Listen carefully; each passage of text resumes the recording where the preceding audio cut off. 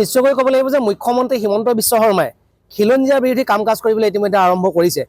আমাৰ দৃষ্টিগোচৰ হৈছে যে যিটো সময়ত আমাৰ দুখীয়া খেতিয়কে ঘৰৰ গৰুহাল বিক্ৰী কৰি পেলাই চিকিৎসাৰ লগতে ল'ৰা ছোৱালী শিক্ষাদান কৰাইছিল, সেই সময়ত তেওঁলোকে গৰুৰ ব্যৱসায় বন্ধ কৰি দিলে।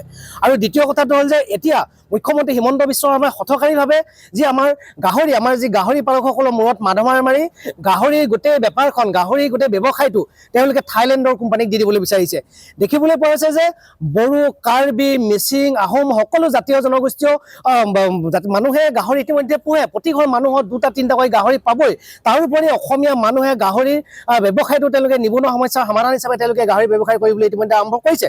মুখ্যমন্ত্ৰী হিমন্ত বিশ্ব শৰ্মাই অসমীয়া খিলঞ্জীয়া এই নিবনুৱাসকলক উন্নত জাতৰ গাহৰি কেনেকৈ পুহিব পাৰি, বেপাৰখন কেনেকৈ অসমীয়াৰ মাজত ৰাখিব পাৰি, সেইটো ব্যৱস্থা নকৰি দেখিবলৈ পোৱা হৈছে যে তেওঁ আচলতে থাইলেণ্ডৰ কোম্পানীক তেওঁলোকে গাহৰি ব্যৱসায়টো গোটেই গাহৰি উৎপাদন কেন্দ্ৰটো তেওঁলোকক গতাই দিব বিচাৰিছে।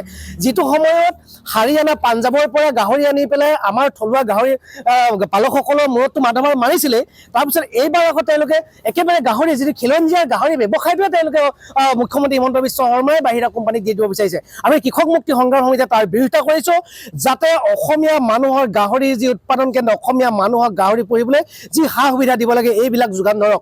বাহিৰা কোম্পানীক তেওঁলোকে গতাই দি পেলাই আচলতে এটা চিণ্ডিকেট তেওঁলোকে আৰম্ভ কৰিব বিচাৰিছে।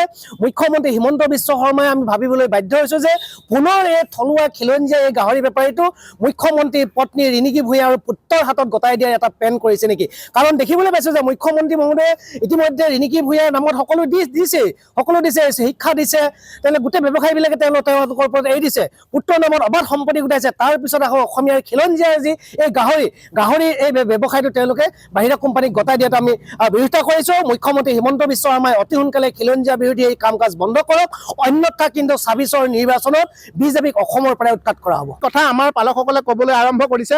বিভিন্ন সময়ত আমি ফেচবুকৰ পোষ্টত আমি দেখিছোঁ যে এয়া তেওঁৰ মৰমৰ পত্নীক আৰু তেখেতৰ পুত্ৰক এইটো ব্যৱসায়টো, গাহৰি পালন ব্যৱসায়টো, সমগ্ৰ ব্যৱসায়টো উত্তৰ পূৰ্বাঞ্চলৰ এই গাহৰি ব্যৱসায়টোক উপহাৰ দিবৰ কাৰণে তেখেতসকলে এনেকৈ বহিৰাজ্য প্ৰতিষ্ঠানক, বিদেশী প্ৰতিষ্ঠানক মাতি আনিছে। গতিকে এইটো হ'ব লাগে, নহ'লে অন্য আৰু কি কাৰণ থাকিব? নহ'লে আৰু সেই যি ভেটেনেৰী ডিপাৰ্টমেণ্টৰ যিসকল বিষয়ববী আছে কিছুমান, তেখেতসকলৰ পকেট গধুৰ কৰাই দিছে সেই কোম্পানীসমূহে, আৰু তেখেতসকলক বৰপিৰা পাৰি দিবলৈ তেখেতসকলে উচতনি যোগাইছে। গতিকে এই সকলোৰে ওপৰত আপোনালোকে ধাৰাবাহিকভাৱে বাতৰিসমূহ সম্প্ৰচাৰ কৰাটো প্ৰয়োজন আছে।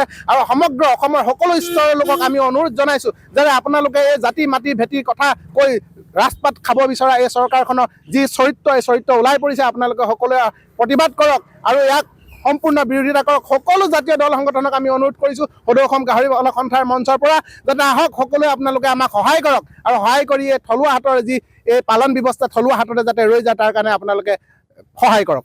যিকোনো খবৰৰ বাবে যোগাযোগ কৰক 7099017330 লগতে 7099017110 নম্বৰত।